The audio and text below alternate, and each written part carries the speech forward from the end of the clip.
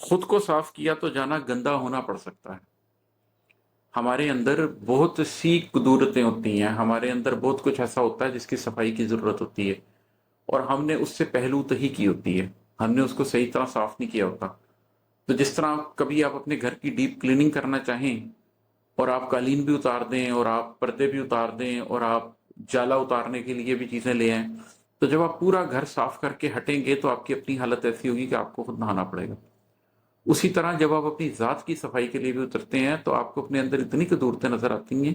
کہ ایک ایک قدورت صاف کرنے کے بعد پھر آپ بیٹھتے ہیں اور اللہ سے کہتے ہیں کہ اللہ میں نے ایک ایک چیز کو صاف کیا ہے، اور میرا تو پورا من اس کی صفائی میں گندا ہو گیا کہ میں کتنا گندا تھا۔ پھر آپ اللہ کے آگے سجدہ ریز ہوتے ہیں کہ میں نے ایک ایک ایک ایک ایک ایک برائی اپنے اندر سے مٹائی ہے، اب تو مجھے پاک کر دے۔ پھر اللہ آپ کے اندر وہ روحانی پاکیزگی، آپ کے قلب کے اندر وہ نوری پاکیزگی پیدا کرتا ہے۔ ایک دفعہ جب آپ اتنا گندا ہو جاتے ہیں اپنے آپ کو صاف کرنے میں، اپنے سب اعمال کو ایک دن سامنے دھرنا پڑ سکتا ہے۔ یہ وہی پچھلے شعر کی کنٹینیوٹی ہے کہ پھر جب یہ آپ کے سارا کچھ کرتے ہیں تو ایک دفعہ ماضی کے سارے اعمال آپ کو اپنے سامنے دھرنے پڑتے ہیں، سب کچھ دیکھنا پڑتا ہے، آن کرنا پڑتا ہے۔ آپ تسلیم کرتے چلے جاتے ہیں، کرتے چلے جاتے ہیں، کرتے چلے جاتے ہیں۔ اللہ تعالیٰ کے بارے میں ہمیں پتہ ہے، حدیث میں یہ بات پتہ چلتی ہے کہ قیامت کے دن مومن کو اللہ تعالیٰ اپنے پردہ رحمت میں لے لے گا اور اس کو ایک ایک گناہ یاد دلائے گا اور کہے گا کہ تم نے یہ کیا ہے۔ مومن مانتا جائے گا تو اللہ تعالیٰ کہیں گے کہ دیکھ میں نے تیرا دنیا میں بھی پردہ رکھا ہے، یہاں پر بھی تیرا پردہ رکھ رہا ہوں۔ ہمیں چاہیے ہم اس دنیا میں یہ کام کر لیں کہ اس دنیا میں سجدہ ریز ہو کر وہ ایک ایک چیز مان لیں، ایک ایک چیز کے اوپر توبہ کر لیں اور ایک نئے سفر کا آغاز کریں۔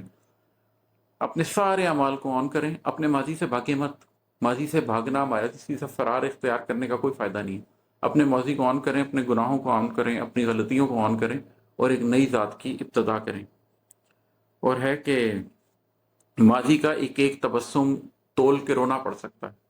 جو آپ نے نفس امارہ کے پیچھے بھاگ بھاگ کر خوشی اختیار کیے رکھی ہے۔ نفس امارہ نے آپ کو جس بات پہ ہنسایا ہے، پھر جب آپ اس کو تولتے ہیں تو اس بات پر آپ کو رنج ہوتا ہے، اپنی ہی خوشی کے اوپر آپ کو دکھ ہوتا ہے کہ میں کن کن باتوں پر خوش ہوتا رہوں،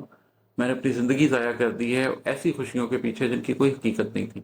اور میں ان خوشیوں اس تمانیت کے پیچھے نہیں بھاگا جس نے مجھے حقیقی خوشی عطا کرنی تھی۔ اور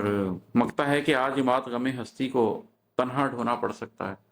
یہ سارا کچھ کرنے کے بعد پھر آپ ہوتے ہیں اور غم ہستی ہوتی ہے، اور پھر آپ نے اس کو تنہا ڈھونا ہوتا ہے ساری زندگی۔ یہ اور بات ہے کہ جب آپ اس کو تنہا ڈھونا شروع کر دیتے ہیں تو ایک وقت ضرور آتا ہے جس میں اللہ پھر آپ کے اوپر کرم کر دیتا ہے، اور وہ غم ہستی نہیں رہتی، بلکہ آپ اس کو امبریس کر لیتے ہیں، وہ آپ کے لیے ایک نشاط کا باعث بن جاتی ہے۔ اس کے بعد آپ کو صرف ایک نگاہ رکھنی پڑتی ہے